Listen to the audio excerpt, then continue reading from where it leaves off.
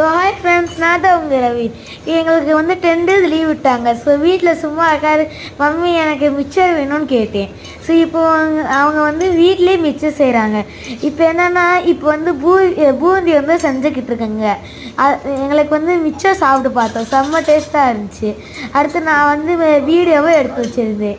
இந்த வீடியோ இப்போ பூந்தி வந்து செஞ்சுருக்காங்க. இந்த பாருங்க, மிச்சர் எல்லாம் பண்ணி எல்லாம் ரெடியாக வச்சுருக்காங்க.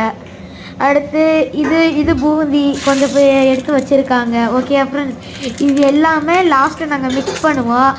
ஓகேயா ஃப்ரெண்ட்ஸ், இப்போ வந்து என்னன்னா அவங்க வந்து அந்த பூந்தி வந்து பொரிச்சிக்கிட்டு இருக்காங்க. அடுத்து நாங்கள் வந்து அதுக்குள்ளே கிச்சனுக்கு போய் நிறையா பார்த்தோம்.